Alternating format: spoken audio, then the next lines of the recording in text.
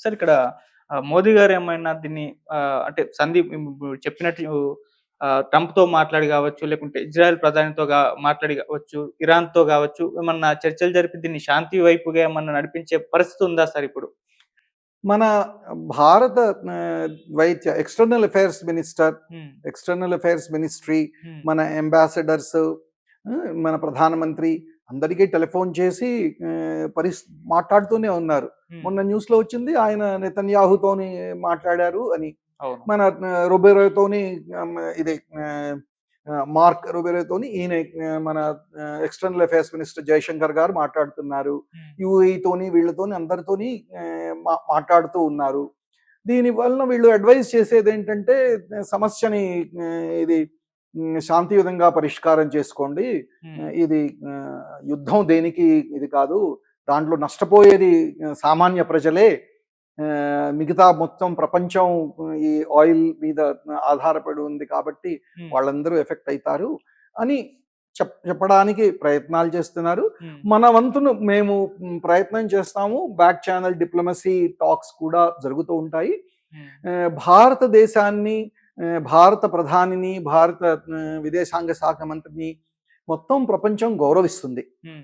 అటు రష్యా కానివ్వండి, ఇటు చైనా కానివ్వండి, యునైటెడ్ స్టేట్స్ కానివ్వండి, ఇజ్రాయెల్ కానివ్వండి, హ్మ్. మిడిల్ ఈస్ట్ కంట్రీస్ కానివ్వండి, ఇరాన్ కానివ్వండి, వాళ్ళు వాళ్ళ మాటని గౌరవిస్తారు. హ్మ్.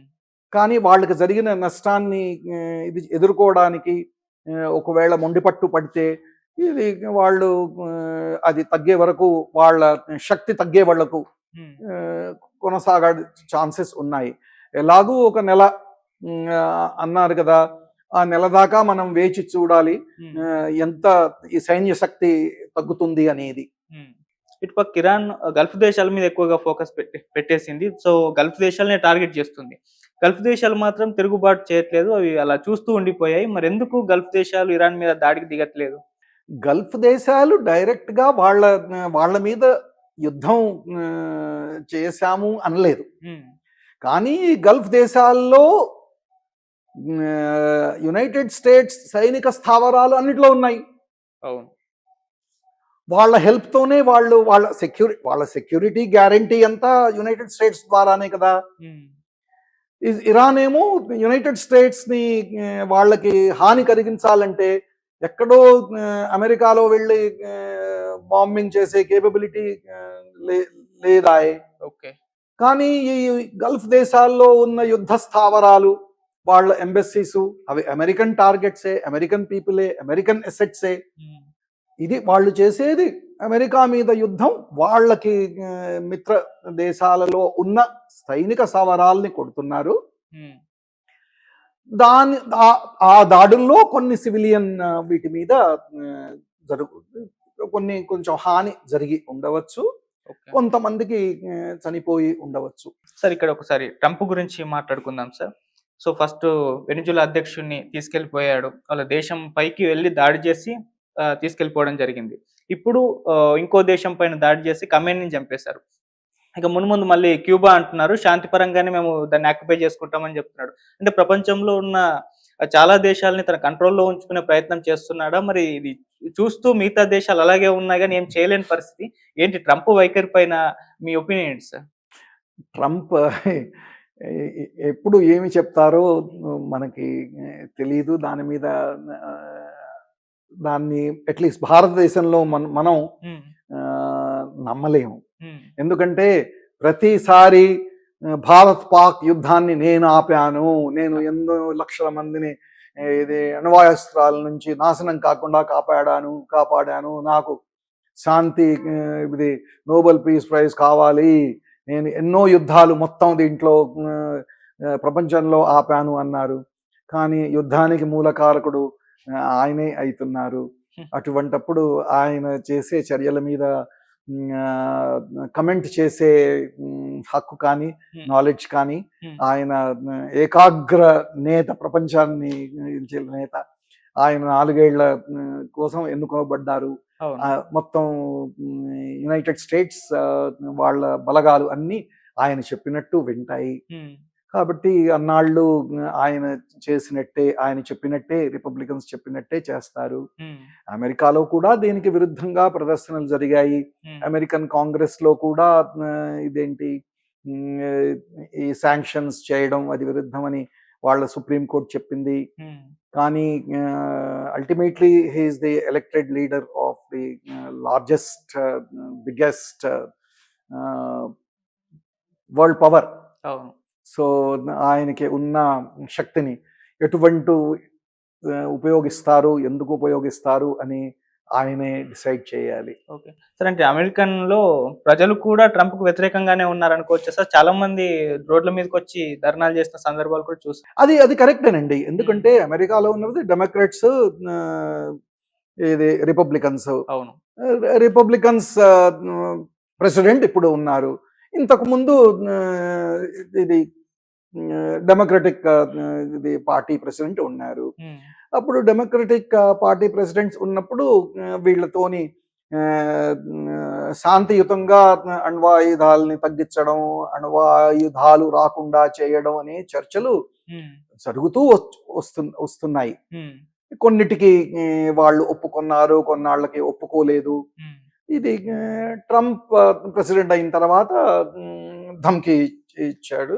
బాంబ్ ఇది అక్కడి నుంచి యునైటెడ్ స్టేట్స్ నుంచి బాంబర్స్ ని పంపించి వాళ్ళ దగ్గర ఉన్న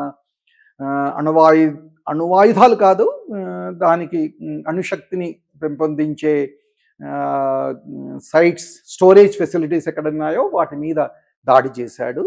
దాని వలన వాళ్ళకి చాలా నష్టం జరిగింది.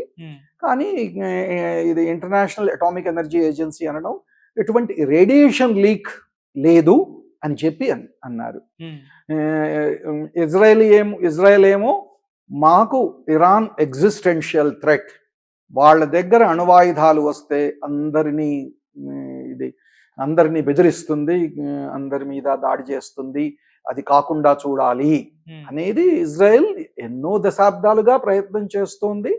వాళ్ళ కొన్ని సైంటిస్టులని కూడా చంపేసిన ఇది వార్తలు ఉన్నాయి.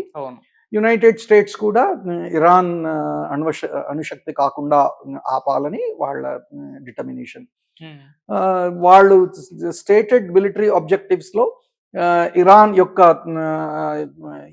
యుద్ధం చేయగలిగే స్తోమతని, నేవీ కానివ్వండి, ఎయిర్ ఫోర్స్ కానివ్వండి, ఇది మిసైల్స్ కానివ్వండి, డ్రోన్స్ కానివ్వండి, వాటి అన్నిటినీ అంతం చేయాలి అని చెప్పి అమెరికన్ మిలిటరీ ఆబ్జెక్టివ్స్ పెట్టుకున్నారు.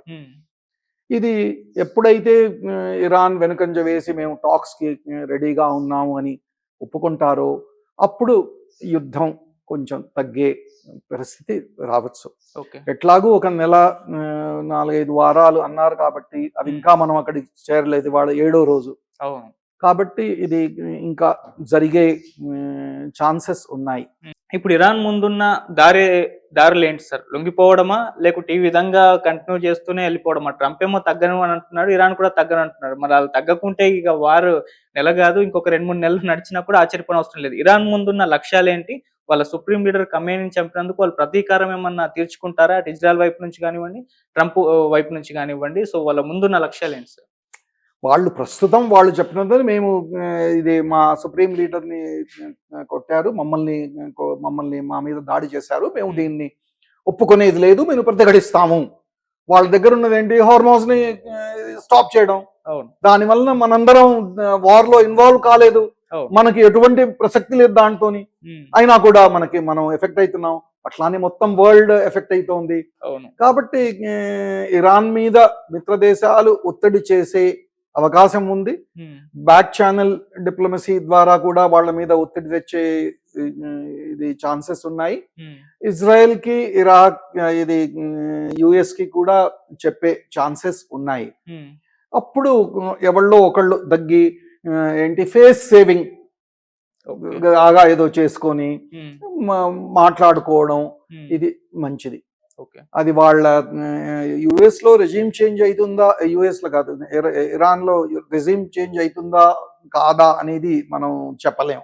అవును సార్. ఇక్కడ భారత్ లో అంటే ఖమేనీ మృతి పైన స్పందించకపోవడం పైన విపక్షాలు విమర్శలు చేస్తున్నాయి బీజేపీ పైన. సో వ్యూహాత్మకంగానే వ్యవహరిస్తుందా భారతీయ జనతా పార్టీ అని ఒకసారి ఏం చెప్తారు సార్ దానికి సంబంధించి?